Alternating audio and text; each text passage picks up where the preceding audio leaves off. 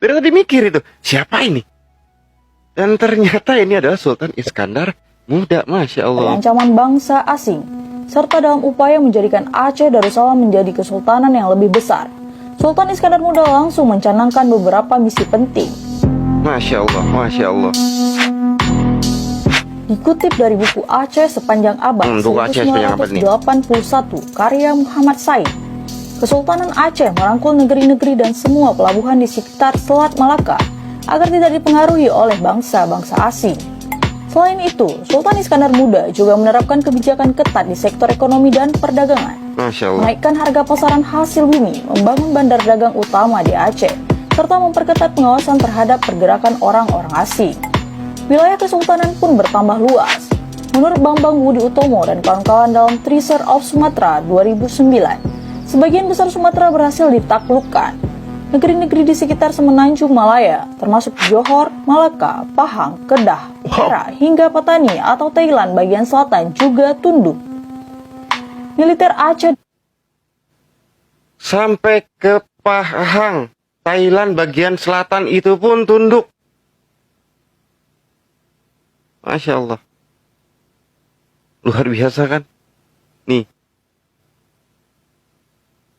This is the Nanggro Aceh Darussalam. Nih. Ini. Jangan sampai, apa namanya? Jangan sampai kalian itu hanya melihat setengah-setengah gitu. Apalagi hanya cuman mendengar gitu, tapi tidak tahu sejarahnya gitu. Jangan sampai ya. Jangan sampai. Kita harus belajar dulu tentang namanya sejarah. Ya, sekali lagi nih buat kawan-kawanku semua, saudara-saudaraku semua dimanapun Anda berada, ya dari Sabang sampai Merauke. Coba deh, buat kamu semua yang sudah menghina Aceh, yang sudah mengolok-olok Aceh, kalian belajar lagi tentang yang namanya sejarah. Tentang yang namanya sejarah. Gue di sini bukannya membela Aceh. Gue di sini bukannya cari perhatian orang-orang Aceh. Enggak. Karena ini adalah memang fakta dan sejarah ini adalah bukan isapan jempol belaka. Seharusnya kita sebagai generasi muda ini di zaman teknologi yang sangat modern ini, kita harus belajar dulu. Kita harus banyak-banyak belajar gitu. Apapun sebenarnya yang kita cari, apapun sebenarnya yang kita inginkan, itu di internet, di Mbah Google itu ada semua. Contohnya, ya sejarah ini seperti ini. Memang mungkin ketika tahun 5 tahun atau 7 tahun ke belakang, 10 tahun ke belakang itu, sejarah-sejarah ini memang tidak ada. Mungkin, ya. Dan sekarang itu kan baru mulai bermunculan. Sejarah-sejarah orang yang tadinya tidak tahu dan sekarang menjadi tahu. Ya karena di sini gue penasaran gitu dengan sejarah Aceh gitu. Enggak, gue nggak cari simpati dan gue nggak cari empati, gue cari pansus atau seperti apa. Ya kalian kalau misalkan suka dengan video gue ya silakan tonton, kalau misalkan nggak suka ya sudah, di skip aja, dilewat aja. Tidak berharap dan video gue ini pun yang tentang mereaction dan belajar tentang sejarah Aceh tidak berharap untuk apa namanya selalu di like, selalu disukai, tidak gitu kan. Itu tergantung dari penilaian kalian masing-masing. Ya. Sekali lagi buat teman-teman semua yang baru baru tahu tentang yang namanya Aceh, terus kita belajar lagi, belajar dan jangan pernah puas untuk belajar. Darussalam kala itu sangat kuat. Angkatan lautnya dilengkapi kapal-kapal tempur beserta meriam. Masya Allah. Angkatan daratnya juga luar biasa, terdiri dari puluhan ribu prajurit, pasukan berkuda hingga pasukan gajah. Masya Allah, sampai pasukan gajah.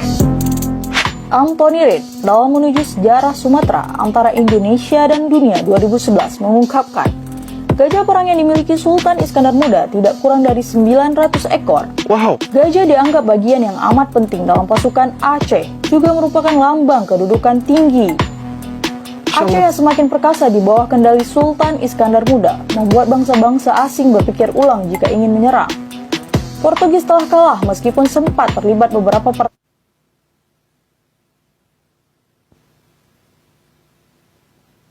Nggak kebayang kan?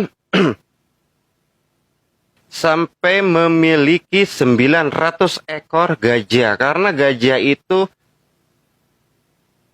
simbol dari kejayaan. Ingat perang gajah waktu itu ya.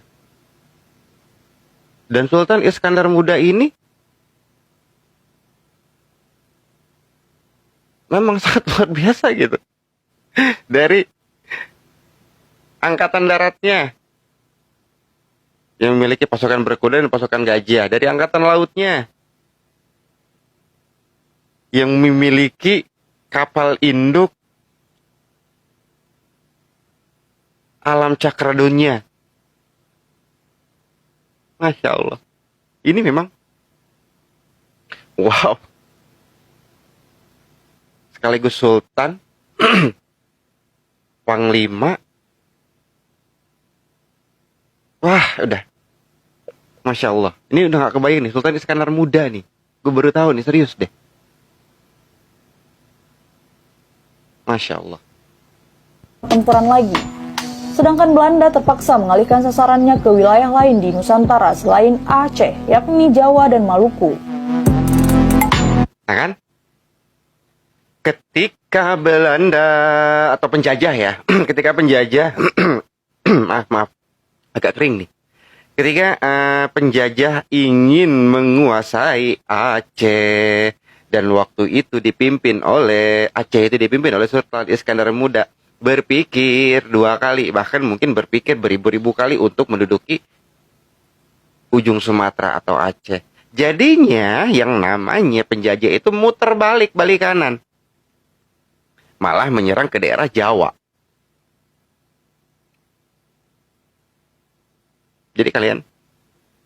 Jadi kalian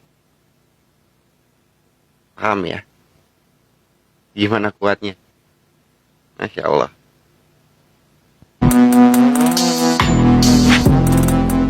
Inggris juga merasakan kecemasan yang sama. Nah kan? Meskipun kerajaan Inggris sempat berhubungan baik dengan Kesultanan Aceh di masa lalu. Jika ingin lebih dari sekedar berdagang, tentunya sangat sulit selama Sultan Iskandar Muda masih berkuasa. Kongsi dagang Inggris terpaksa bertahan di luar Aceh. Mereka semakin dikenal oleh dunia setelah menjadi Aceh sebagai pusat perdagangan di Selat Malaka. Wow. Semua pelabuhan penting di pantai barat dan pantai timur Sumatera berada di bawah kekuasaan Kesultanan Aceh Darussalam. Meskipun bersikap keras terhadap bangsa-bangsa asing, Sultan Iskandar Muda juga menjalin relasi yang cukup baik dengan sejumlah kerajaan besar di Eropa, termasuk Inggris, Belanda, Prancis, hingga Turki Utsmani. Dengan kerajaan Inggris misalnya, Kesultanan Aceh kerap bertukar hadiah. Raja James I 1603 hingga 1625 pernah mengirimkan sebuah meriam untuk dipersembahkan kepada Sultan Iskandar Muda. Masya Allah. Hadiah serupa juga pernah diberikan Sultan Ahmed I 1603 hingga 1617 dari Turki. Sultan Iskandar Muda juga menerima utusan Raja Prancis yang membawakan hadiah berupa cermin yang sangat indah. Masya Allah. Sayangnya, tulis hari Kawilarang dalam Aceh dari Sultan Iskandar Muda ke Helsinki tahun 2008. Cermin tersebut pecah dalam perjalanan. Wah. Kendati begitu, Sultan tetap gembira menerima serpihan kaca cermin yang berharga amat mahal itu. Masya Allah. Di sisi lain, Sultan Iskandar Muda beberapa kali mengirimkan utusan ke Eropa, termasuk ke kerajaan Belanda yang dipimpin oleh Tuanku Abdul Hamid. Selain itu, perwakilan Kesultanan Aceh Darussalam juga pernah berkunjung ke Konstantinopel untuk menghadap Sultan Turki. Untuk urusan bilateral dan relasi persahabatan antar kerajaan yang menguntungkan kedua pihak, Sultan Iskandar Muda memang sangat terbuka. Namun, jika sudah tercium gelagat yang tidak baik, sang Sultan tidak segan-segan bertindak tegas. Benar. Menjelang berakhirnya dekade ketiga abad ke-17, Kesultanan Aceh Darussalam. Bentar.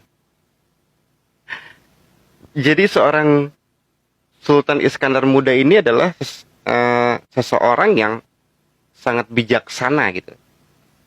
Bijaksana dan tegas. Ketika suatu negara membutuhkan bantuan, dia langsung mengirimkan kavaleri. Ya. Tetapi kalau dia melihat